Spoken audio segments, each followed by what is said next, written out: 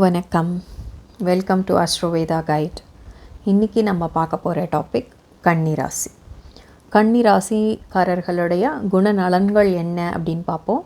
அவங்க எந்த குணங்கள்லாம் மேம்படுத்தினாங்கன்னா லைஃப்பில் சக்ஸஸ்ஃபுல் ஆக முடியும் அப்படிங்கிறத பார்க்கலாம்.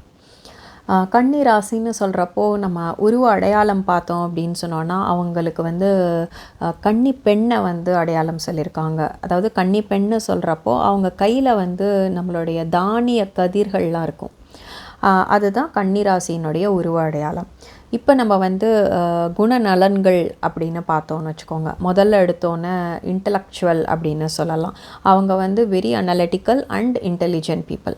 அவங்க புத்திசாலித்தனத்துக்கு யார், அதாவது எந்த ராசி அடையாளம் அப்படின்னு சொன்னோன்னா அது கன்னிராசி.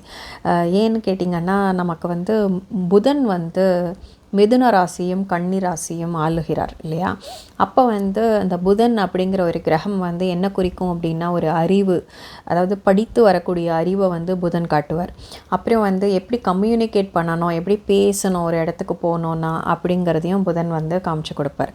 ஸோ அப்படி புதன் ஆளும் ராசியான இந்த கன்னி ராசி பார்த்திங்கன்னா அவங்க எல்லாருமே பயங்கர புத்திசாலித்தனமாக இருப்பார்கள். நீங்கள் பேசுகிறப்பவே பார்த்திங்கன்னா ரொம்ப சாதுரியமாக பேசுவாங்க. அவங்களுக்கு எது தப்பு எது தவறு அப்படின்னு சொல்லிட்டு அந்த ஆராய்ந்து பிரித்து பார்க்கக்கூடிய அறிவு இயற்கையாகவே அமையும் அவங்களுக்கு.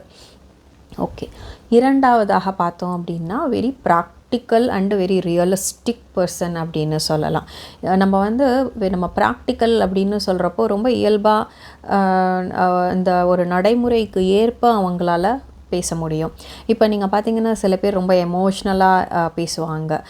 சில பேர் இல்லை அப்படின்னு சொல்லிட்டு ரொம்ப ஸ்டப்பனாக ரொம்ப போல்டாக பேசுவாங்க.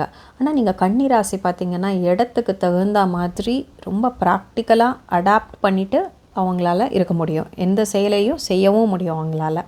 அதனால் கன்னிராசிக்காரர்கள் வெரி ப்ராக்டிக்கல் அண்ட் ரியலிஸ்டிக் அப்படின்னு நம்மளால் சொல்ல முடியும்.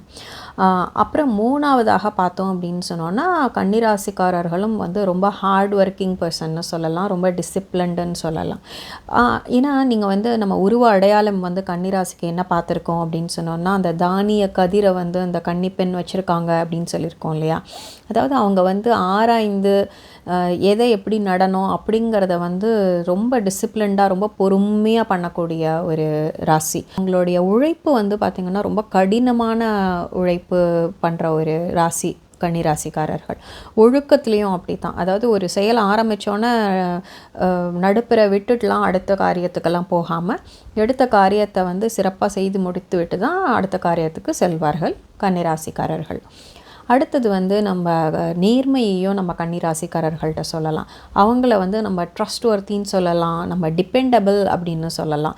அதாவது அவங்களுமே பார்த்திங்கன்னா ஒரு உதவும் மனப்பான்மை கன்னிராசிக்காரர்களுக்கும் உண்டு. அப்புறம் திட்டமிட்டு ஒரு காரியத்தை எக்ஸிக்யூட் பண்ணுற ஒரு கேப்பபிலிட்டியும் கன்னிராசிக்கு உண்டு. ஏன்னா புதன் ஆளும் கிரகம் இல்லையா. அதனால கன்னிராசிக்காரர்கள் ஒரு பிளானிங் அப்படின்னு வரப்போ எக்ஸலண்ட்டாக பிளான் பண்ணுவாங்க ஒரு விஷயத்தை. நீங்கள் அவங்கக்கிட்ட விட்டுட்டிங்கன்னா ஸ்டார்ட் டு எண்ட் அழகாக பண்ணி ஒரு பிளான் போட்டு கொடுத்து இதை எக்ஸிக்யூட் பண்ணுங்கள் அப்படின்னு சொல்லிடுவாங்க. So they are very capable of executing and planning. Okay, அடுத்தது நமக்கு கவனிப்பு அப்படின்னு சொல்கிறப்போ அதாவது அவங்க அந்த ஒரு டீட்டெயில்ஸ்க்கெலாம் ரொம்ப இம்பார்ட்டன்ஸ் கொடுப்பாங்க. நீங்கள் அவங்களுடைய விஷயத்தெல்லாம் பார்த்தீங்கன்னா இது யார் பண்ணியிருக்காங்கன்னா கன்னிராசிக்காரர்கள் பண்ணியிருக்காங்க அப்படின்னு சொல்ல முடியும். ஏன்னா தே பே அட்டென்ஷன் டு ஸ்மாலஸ்ட், அதாவது ஃபைனஸ்ட் டீட்டெயில்ஸ்க்கு ரொம்ப இம்பார்ட்டன்ஸ் கொடுத்து பொறுமையாக பண்ணுவாங்க. ஓகே, நம்ம இப்போ வரைக்கும் கன்னிராசிக்காரர்களுடைய குணநலன்கள் அப்படின்னு பார்த்துட்டோம் இல்லையா. இப்போ அவங்க எந்த ஏரியாஸ்லாம் இம்ப்ரூவ் பண்ணினாங்கன்னா லைஃப்பில் சக்ஸஸ்ஃபுல்லாக இருக்க முடியும் அப்படிங்கிறத பார்ப்போம்.